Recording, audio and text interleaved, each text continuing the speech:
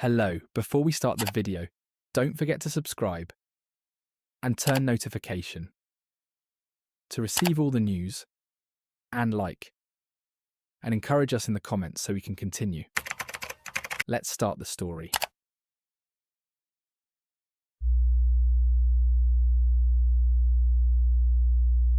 I was born in the Kingdom of Saudi Arabia in the mid-70s after my mother and father married for 7 years. I was a source of joy and happiness for me and for the whole family. As my mother told me, I was born smiling and did not cry when I was born. Before I completed my first year, I travelled with her to the United States of America, where my father decided to complete his studies to obtain a master's degree. I grew up in an environment completely different from the environment I would return to after my father finished his studies. I grew up in a Western environment and learned English before Arabic, and it became my first language. I lived like any Western child who struggles with his daily life under the shadow of the largest capitalist country in the world. I started in the nursery stage, passing through kindergarten, and I used to eat fast food from McDonald's and other famous American restaurants. I had the privilege of visiting the magical Disney World when I was still a child of 4 years old. I did not realise until later that I was armed with intellectual tools that would be my biggest window into a world that some still call to this day the world of blasphemy and hateful immorality. After about 5 years, we returned with my father to his hometown after he finished his studies and obtained his master's degree. And that coincided with the birth of my only brother, who held American citizenship because he was born there. I returned to a world and culture that I knew nothing about. I returned without even knowing a single word of the language spoken around me. I was like a stranger who came from another planet. He would throw me into gatherings to talk to people in that strange language that they had only heard on TV in Western movies and series, and which many adults do not know. It was strange for them to see a child of 5 speaking it fluently. I clearly remember that whenever I spoke, laughter would fill the place, and I did not know the reason. I do not remember it as arrogance or pride, but it was a constant feeling that lacked belonging, especially in the first days of my return to the country. The most common question asked to me was, "What is your name?"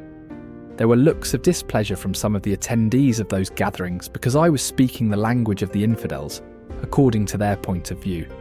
And they did not hide that displeasure by warning my father as if I was about to deviate and go off the straight path.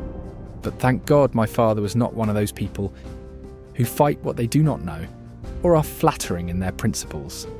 He raised me on that, so he ignored those comments and did not pay attention to them. Within a few months I learned Arabic through practice and listening, but I did not forget my first language. And I was very eager to hear and practice that language that I lived with, and through it during my beautiful childhood days. The first means of my return to that world that I missed was by watching the Aramco channel, which was dedicated to the employees of the Arabian American Oil Company, which was later called the Saudi Aramco Oil Company. It was broadcast from Dhahran in the Eastern Province and directed to Americans and foreigners as a kind of treatment for their longing for the homeland. I was among those who longed and followed that channel. This channel was a window through which I looked out every day at the world I had come out of. The TV broke down. I was about 10 years old, and at that critical moment in my life I felt lost and felt that my sight had been taken away from me because I was not like the rest of the children who play football passionately in the street or ride their bikes moving from one alley to another, gathering their experiences from life through practice and direct contact with their peers. I had my own world which was disturbed when that TV broke down.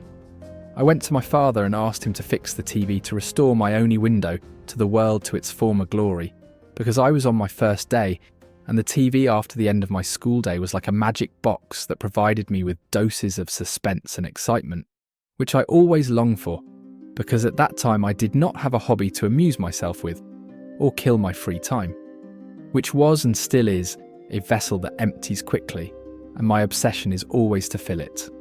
Despite his quick response, my expectations were disappointed when I learned after my father returned in the evening that the device would remain for 3 days until it was repaired.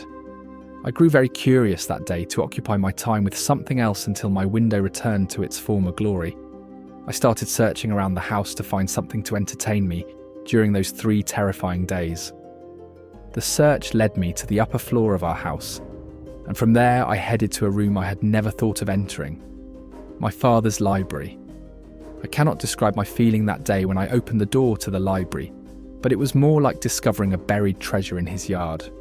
The treasure was a collection of books, magazines, tapes and documents that my father had collected during his years of study in America.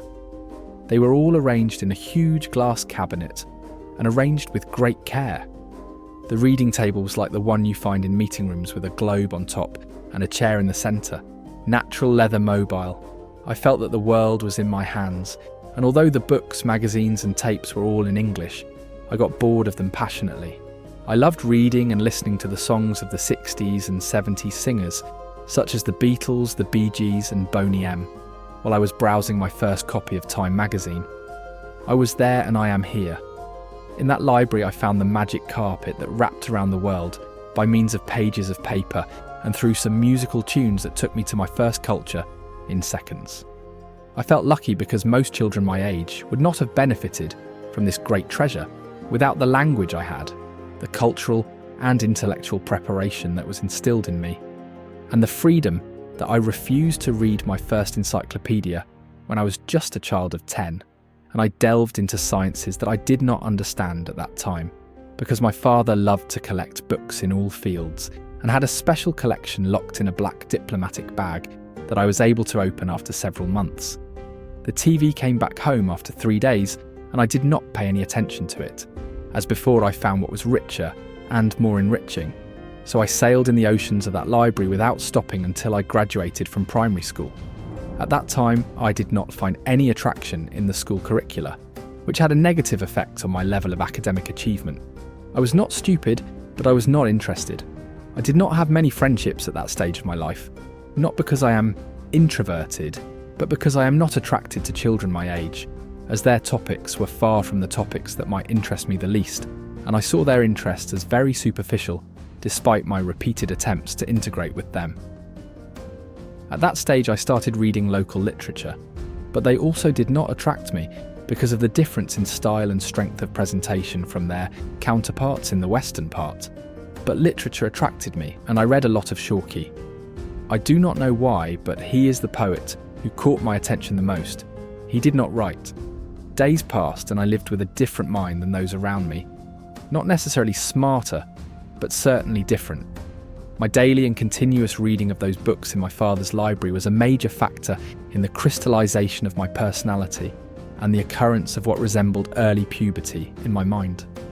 I loved analysing characters because the samples were many and varied around me. I remember when I was about 12 years old, I had a stomach problem, and this pain was recurring, and there was no cure for it.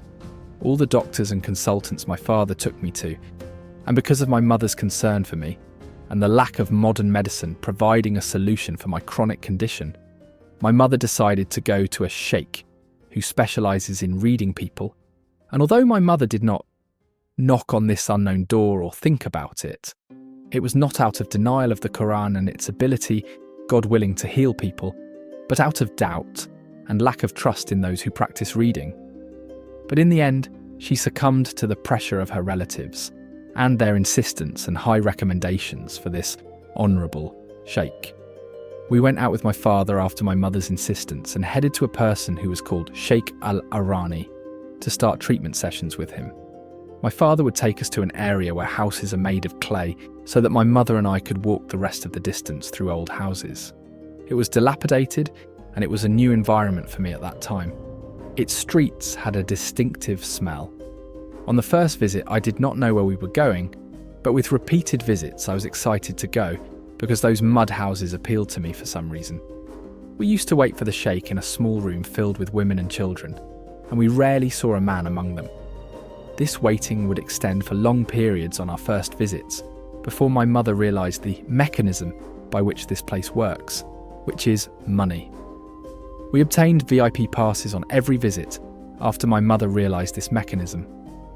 The money was flowing into the hands of whoever took us to the sheikh, quickly, and eventually after several customs points I would only sit in front of him for 5 minutes, during which my mother would try to quickly explain my condition and the concern on her face while he closed his eyes and put his hand on my head and muttered some words that were not clearly audible, while I looked at him with a mixture of fear and surprise.